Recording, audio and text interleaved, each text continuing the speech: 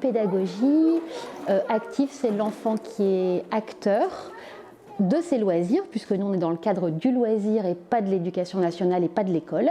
Donc dans le cadre du loisir, c'est l'enfant qui est acteur de ses loisirs, mais aussi auteur, puisque c'est important pour nous de répondre à ses besoins, à ses attentes, mais aussi surtout de l'écouter et qu'il puisse nous dire moi j'ai envie de faire ça ou je n'ai pas envie de faire ça. Et du coup, on répond à ses besoins à ce moment-là.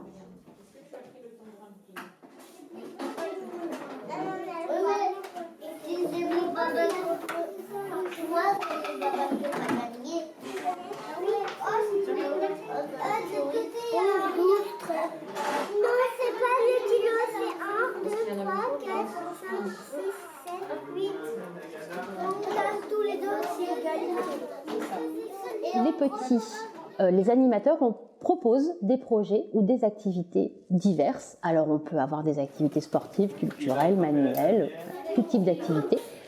Les animateurs pour les petits expliquent aux enfants, alors moi ce matin je vous propose de faire ça, et ensuite les enfants décident où ils veulent aller.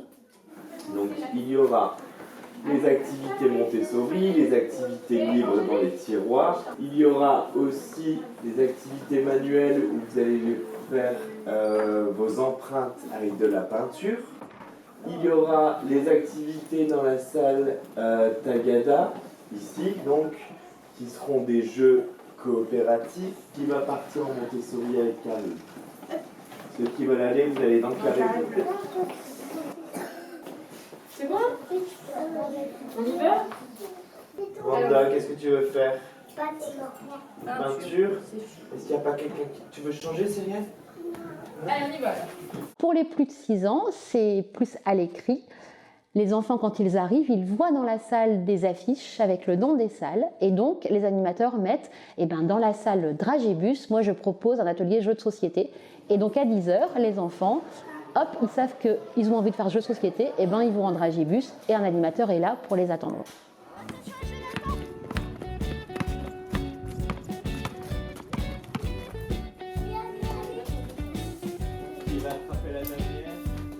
C'est pas le groupe qui va décider et c'est pas le groupe qui va suivre l'animateur.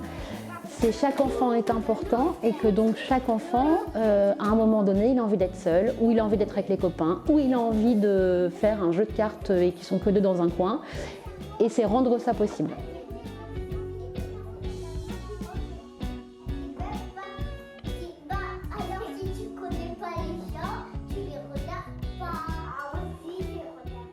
Et le mercredi matin, on fait souvent cuisine parce que c'est quelque chose qui est très demandé par les enfants et ils veulent préparer le goûter pour les autres. Alors du coup, ils font un atelier cuisine tous les mercredis matins.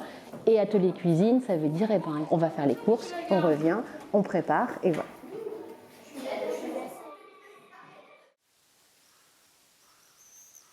Comme le centre social a vocation d'être à l'écoute et de répondre aux besoins des habitants, on a par exemple le projet vacances par les familles et les adultes qui ont envie à un moment donné de partir en vacances et puis qui viennent faire des actions au centre social appuyées par un professionnel. On ne fait pas à la place d'eux et ça c'est ce qui recouvre toute la pédagogie active au centre social, c'est que voilà, dans toutes nos actions on essaye de se dire on est là pour vous accompagner, on ne fera pas à votre place, mais par contre voilà, si vous avez besoin à un moment donné, on est là.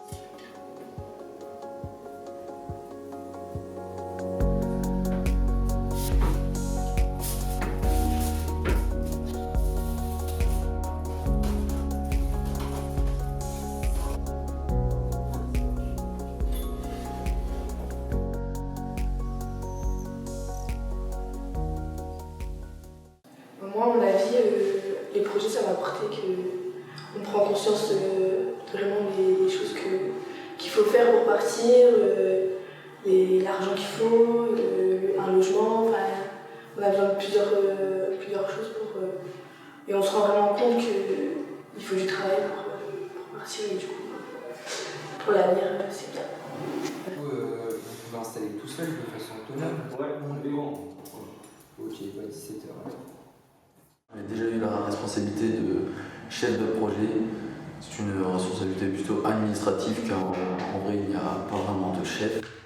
C'est plutôt chacun a le même pouvoir de parole, mais c'est au cas où s'il y a un pépin lors du projet, j'en assume responsabilité et c'est moi qui irai m'excuser auprès des participants et tout. Ça dépend genre comme ça. Après, tous les gens qui vont d'inscrire, prends-les, comme ça on les aura, et s'il y a besoin de plus d'inscriptions dans le cas, du coup, chips, on avait dit que les mamans faisaient des pâtisseries, ça marche toujours. Vous leur avez tous rappelé.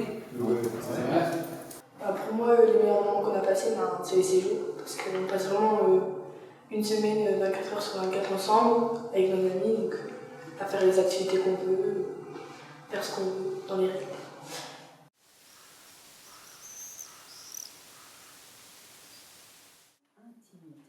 On a développé au fur et à mesure d'autres ateliers, notamment les samedis Montessori, avec la famille, avec le pôle famille, où là, alors là c'est beaucoup plus spécifique, c'est vraiment sur une pédagogue qui est Maria Montessori, et c'est vraiment un temps parent-enfant. Pourquoi c'est si difficile de s'en séparer?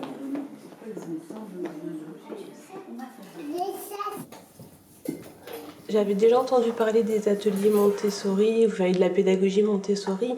Après, j'avais pu lire sur Internet certaines choses. Maintenant, pour pouvoir le mettre en place à la maison, c'est plus difficile que juste en lisant des articles. Donc là, c'était vraiment l'occasion de pouvoir échanger avec des professionnels. Vous voyez, les mots deviennent précis. Plus on est précis, plus on peut agir sur un ressenti. Et dès que je fais quelque chose avec Anna, elle va derrière un peu plus. Alors, pourquoi vous avez choisi le terme détaché?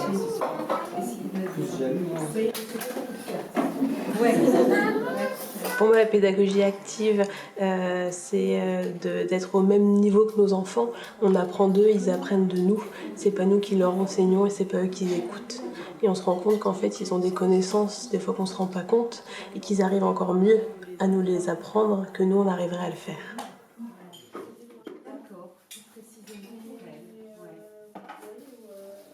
On ne peut pas laisser tout faire à son enfant, ils ont forcément besoin d'un cadre.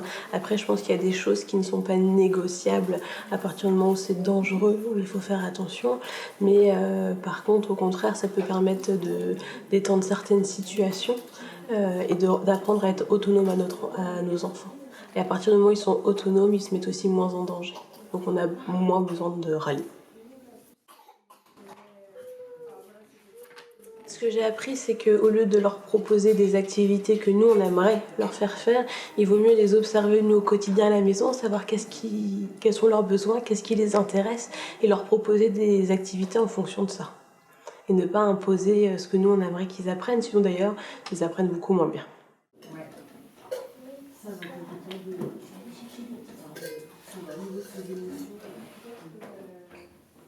On a été marqués, nous les parents, quand les enfants sont rentrés dans la pièce, parce que c'était quand même des enfants âgés à peu près autour de 3-4 ans, qui sont assez bruyants d'habitude. À partir du moment où ils sont rentrés dans la pièce, on a vraiment eu un silence, on n'entendait pas un enfant, ils allaient vers les activités, ils attendaient chacun leur tour pour pouvoir prendre les objets. C'est un comportement qu'on ne voit pas à la maison en tout cas, ou ni quand on les emmène à l'école.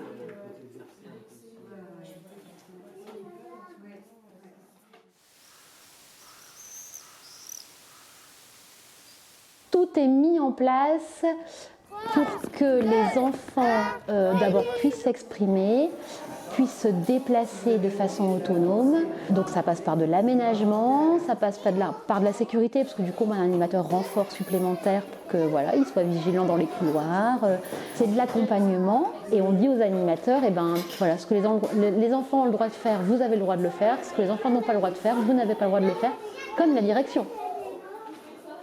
On n'est pas sur un système pyramidal, au contraire, c'est l'animateur fait partie du groupe et donc du coup, il est attentif à chaque enfant, il doit s'adapter et se dire, oui, effectivement, je propose, mais c'est les enfants qui disposent. Tu peux regarder un deuxième bac avec les tendances.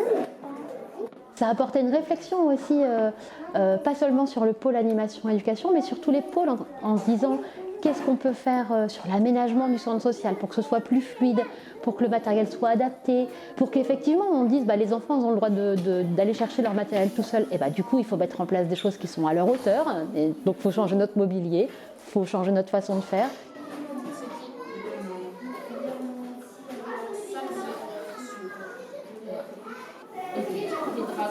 Reste planté là, chaque les 5 cyclones conservent. Les ados ont envie d'être autonomes, ils ont envie de mettre en place des choses, ils sont déjà plus grands, ils ont un peu plus de liberté et donc du coup c'est facile de leur donner un lieu qui est ouvert, qui est vous avez envie de faire quoi, quels sont vos besoins, et comment on peut vous aider, comment on peut y répondre, est-ce qu'on peut pas, mais on va voir ça ensemble. Donc le LALP, je dirais que c'est pas spécifique sur la pédagogie active, c'est le concept du LALP qui est déjà de la pédagogie active.